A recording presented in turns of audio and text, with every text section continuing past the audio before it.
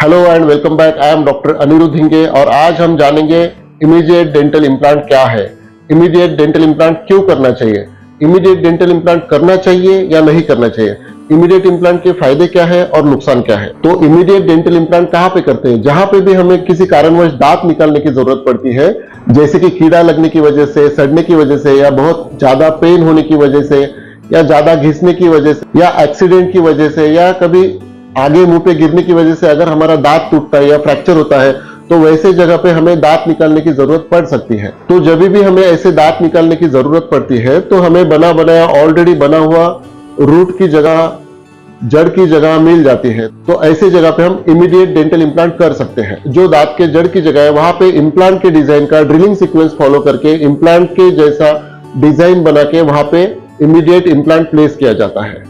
अगर जड़ एक से ज्यादा है तो जड़ के बीच में प्रॉपर ड्रिलिंग सीक्वेंस फॉलो करके वहां पे इम्प्लांट किया जाता है और बचे हुए जगह पे हमें बोन ग्राफ्ट करने की आवश्यकता पड़ सकती है। तो इमीडिएट डेंटल इम्प्लांट क्यों करना चाहिए, उसके फायदे क्या है, इसके नुकसान क्या है? इमीडिएट डेंटल इम्प्लांट प्लेसमेंट का सबसे पहला फायदा यह है कि हमें दो सर्जरी करने का काम नहीं पड़ता है, दोनों चीजें एक ही सर्जरी में हो जाती है। जैसे कि दांत निकालने के लिए हमें एक सर्जरी करनी पड़ती है और डेंटल इम्प्लांट प्लेस करने के लिए एक सर्जरी करनी पड़ती है। तो अगर हम दांत निकालने के तुरंत बाद वहां पे इम्प्लांट करें तो एक ही सर्जरी में दांत भी निकालना हो जाएगा और इम्प्लांट भी करना हो जाएगा। तो एक ही सर्जरी में दांत निकालना और इम्प्लांट डालने की वजह से हमें एक ही बार एनेस्थेशिया लेना पड़ेगा, वही एनेस्थेशिया में अपना इम्प्लांट भी होगा, मेडिसिन भी एक ही बार लेनी पड़ेगी। 5 दिन के मेडिसिन में अपना दांत निकालने का प्रोसीजर भी हो जाएगा और इम्प्लांट का प्रोसीजर भी हो जाएगा। तो ज्यादा मेडिसिन खाने का भी काम नहीं पड़ेगा। सेकंड सर्जरी अवॉइड करने की वजह से पेन भी नहीं रहेगा, 2 बार इंजेक्शन भी नहीं लेना पड़ेगा। और अगर हम दोनों सर्जरी एक ही टाइम पे करते हैं तो जो हमें टाइम लगने वाला है, जो पीरियड लगने वाला है, वो भी कम हो जाएगा। जैसे अगर हम आज दांत निकालते हैं और 3 महीने या 4 महीने बाद या 6 महीने बाद हम इम्प्लांट के लिए जाते हैं और फिर उसके बाद 3 महीने बाद हम कैप के लिए जाते हैं, तो ये पूरी प्रोसीजर हमारी 3 से 4 महीने में कंप्लीट हो सकती है।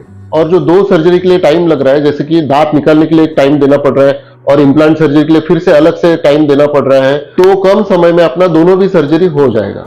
क्योंकि अगर हम सेकंड टाइम इम्प्लांट सर्जरी के लिए जा रहे हैं तो हमें फिर से फ्लैप रिफ्लेक्ट करना, ओपन करना, फिर से इम्प्लांट प्लेस करना और फिर से स्टिचेस देके क्लोज करना और फिर 3 महीने वेट करना, उसके बाद कैप लगाना, ये सब चीजें काफी लेंदी हो सकती है, काफी अपॉइंटमेंट जाएगा। तो उससे बेहतर ये है कि एक ही टाइम पे दांत भी निकाले और इमीडिएट इम्प्लांट भी प्लेस करें। तो अगर आपको ये ऑप्शन मिल रहा है कि आप इमीडिएट इम्प्लांट प्लेस कर सकते हैं तो आपने इमीडिएट इम्प्लांट प्लेसमेंट के लिए जरूर जाना चाहिए।